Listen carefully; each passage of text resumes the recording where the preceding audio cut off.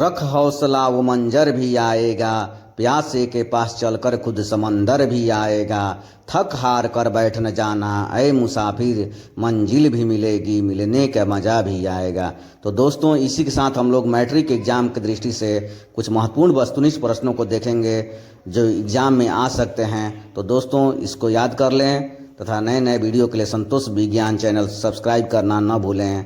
तो चलिए दोस्तों, देखा जाए। जीवों में पोषण क्यों जरूरी है? ऊर्जा निर्माण के लिए। पेड़ पौधों में पोषण किस विधि से होता है? स्वपोषण होता है। जंतुओं में पोषण किस विधि से होता है? तो पर पोषण विधि से होता है। वे जीव जो अपना भोजन सड़े गले पदार्थों से प्राप्त करते हैं क्या कहलाते हैं? तो उन्हें मृतजीवी कहते हैं तथा इस प्रकार के पोषण को मृतजीवी पोषण कहते हैं। गोबर छत्ता में किस प्रकार का पोषण पाया जाता है? मृतजीवी पोषण पाया जाता है। स्वपोषण पौधे किस प्रक्रम द्वारा करते हैं? प्रकाश संश्लेषण प्रक्रम द्वारा करते हैं। अगला क्वेश्चन है, प्रकाश संश्लेषण प्रक्रिया हरित लवक या क्लोरोफिल में किस भाग में होता है? तो ग्रैना में होता है। प्रकाश संश्लेषण प्रक्रिया का रासायनिक समीकरण क्या है? तो इसका समीकरण है 6CO2 + 6H2O तीर चिन्ह C6H12O6 + 6O2। प्रकाश संश्लेषण के लिए कौन कौन आवश्यक पदार्थ होते हैं? तो इसके लिए CO2, H2O, सूर्य प्रकाश और क्लोरोफिल आवश्यक होते हैं। प्रकाश संश्लेषण प्रक्रिया द्वारा उत्पाद के रूप में क्या बनता है? ग्लूकोज और O2 बनता है। स्वाद कलिकाएं कहाँ अवस्थित होती हैं? जीभ के ऊपरी सतह पर अवस्थित होती हैं। पाचन क्रिया पाचन तंत्र के किस भाग में से प्रारंभ होता है? मुख गुहा से प्रारंभ होता है। आहार नाल में पचे हुए भोजन का अवशोषण किस रचना द्वारा होता है? तो विलाई या रसांकुर द्वारा होता है। आहार नाल में प्रोटीन का पाचक एंजाइम कौन होता है? पेप्सिन होता है। पाचन क्रिया में पित्त का क्या कार्य है? यह वसा का पायसीकरण करता है। यह भोजन के वसा का पायसीकरण करता है।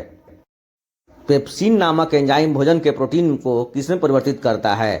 तो पेप्टोन में करता है। अगला क्वेश्चन है, जठर ग्रंथियां कहाँ पाई जाती हैं? तो जठर ग्रंथियां आमाशय में पाई जाती हैं। भोजन का पाचन किस प्रकार की अभिक्रिया है? तो भोजन का पाचन उपचयन अभिक्रिया होता है। प्रकृति में ऑक्सीजन का संतुलन किस प्रक्रम द्वारा होता है? तो प्रकाश संश्लेषण द्वारा होता है, क्योंकि पौधे प्रकाश संश्लेषण द्वारा O2 का निर्माण करते हैं। प्रकाश संश्लेषण में ऑक्सीजन का निर्माण किस पदार्थ से होता है? तो इसका आंसर होगा जल से होता है। कोशिकीय ईंधन किसे कहा जाता है? ग्लूकोज को कोशिकीय ईंधन कहा जाता है। ऑक्सीजन की अनुपस्थिति में ग्लूकोज के आंशिक विखंडन क्या कहलाता है? अवायवीय श्वसन कहलाता है। अवायवीय श्वसन कहाँ संपन्न होता है? तो अवायवीय श्वसन कोशिका द्रव में संपन्न होता है। वायवीय श्वसन कहाँ संपन्न होता है? तो वायवीय श्वसन माइटोकॉन्ड्रिया में संपन्न होता है। एथिल अल्कोहल किस प्रकार के श्वसन से बनता है? तो एथिल अल्कोहल अवायवीय श्वसन से बनता है। मनुष्य में सांस लेने और त्याग करने की प्रक्रिया क्या कहलाता है? तो यह प्रक्रिया श्वासोच्छ्वास कहलाता है। मछली का मुख्य श्वसन अंग क्या है? तो मछली का मुख्य श्वसन अंग गिल्स होता है। पौधों में वाष्पोत्सर्जन की प्रक्रिया किस अंग द्वारा होता है? तो पत्ता तना फूल सभी से वाष्पोत्सर्जन की क्रिया होती है। पाइरूवेट के विखंडन से CO2, H2O तथा ऊर्जा का निर्माण कहाँ होता है? माइटोकॉन्ड्रिया में होता है। कीटों का मुख्य श्वसन अंग क्या होता है? ट्रैकिया या श्वास नली होता है। मनुष्य के मांसपेशियों में ऐंठन किस कारण होता है? तो लैक्टिक अम्ल के कारण होता है। लैक्टिक अम्ल के कारण मांसपेशियों में दर्द भी होता है। स्टोमेटा या रंध्र पौधे के किस अंग में पाया जाता है? तो पत्तियों में स्टोमेटा या रंध्र पाया जाता है। निःश्वास द्वारा निकले वायु में कौन सा गैस द्वारा रहता है? तो CO2 गैस रहता है। मनुष्य के शरीर का पंपिंग अंग कौन होता है? तो मनुष्य के शरीर का पंपिंग अंग हृदय होता है। मनुष्य के हृदय में कितने वेश्म होते हैं? तो मनुष्य के हृदय में 4 वेश्म होते हैं। अगला क्वेश्चन है, रक्त क्या है? तो रक्त एक तरल संयोजी ऊतक होता है। रक्त का pH मान कितना होता है? तो रक्त का pH मान 7.4 होता है। रक्त में प्लाज्मा कितना प्रतिशत होता है? तो रक्त में प्लाज्मा 55% होता है। प्लाज्मा में जल कितना प्रतिशत होता है? तो प्लाज्मा में जल 90% होता है। मनुष्य में रक्तचाप कितना होता है? तो रक्तचाप 120/80 mmHg होता है। मनुष्य के हृदय का औसत प्रकुंचन, जिसे सिस्टोलिक दाब भी कहते हैं, कितना होता है? तो 120 mmHg होता है। अगला क्वेश्चन है, उत्तक कोशिकाओं के बीच स्थित है RBC रहित रक्त प्लाज्मा को क्या कहते हैं? तो लसिका या लिम्फ कहते हैं। पौधों में जल संवहन का कार्य कौन करता है? तो जल संवहन का कार्य जाइलम करता है, क्योंकि ज से जल और ज से जाइलम। पौधों में भोजन का स्थानांतरण कौन करता है? फ्लोएम करता है। फ से फ्लोएम और फ से फूड। रक्तचाप मापने वाले यंत्र को क्या कहते हैं? स्फिग्मोमैनोमीटर कहते हैं। रक्तचाप मापने वाले यंत्र को स्फिग्मोमैनोमीटर कहते हैं। खुला परिसंचरण तंत्र किसमें पाया जाता है? तो कॉकरोच में पाया जाता है। दोस्तों अगला क्वेश्चन है, रक्त को थक्का जमने में कौन सहायता करता है? रक्त पटिकाणु या थ्रोम्बोसाइट्स। रक्त का कौन सा कण श्वसन गैसों O2 तथा CO2 के परिवहन में भाग लेता है? तो लाल रक्त कणिकाएं या RBC। 3 क्वेश्चन अगला बहुत ही ध्यान से देखें।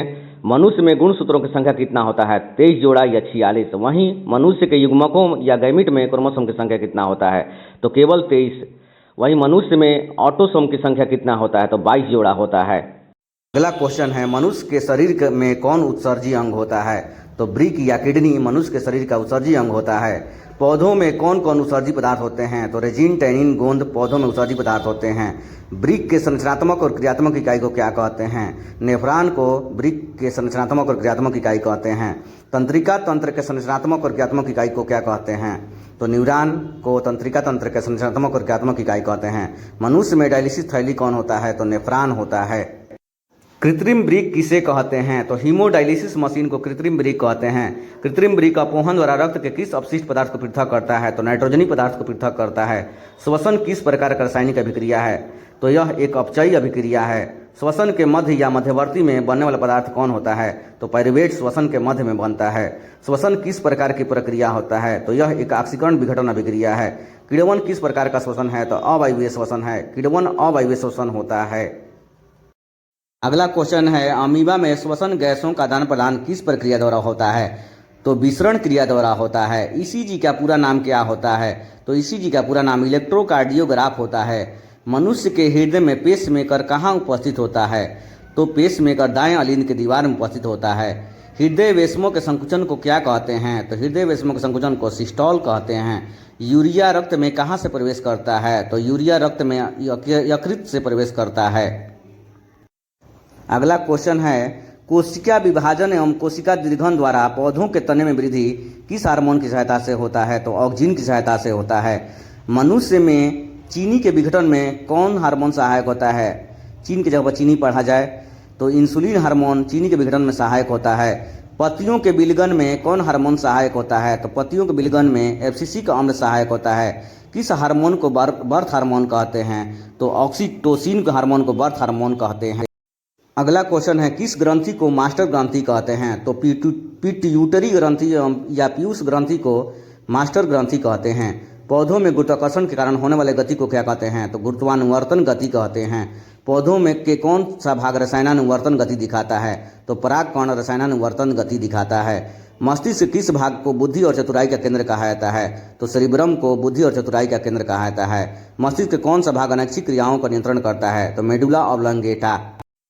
अगला क्वेश्चन है, मस्तिष्क का कौन सा भाग शरीर की स्थिति एवं संतुलन का नियंत्रण करता है? तो सेरिबेलम शरीर की स्थिति एवं संतुलन का नियंत्रण करता है।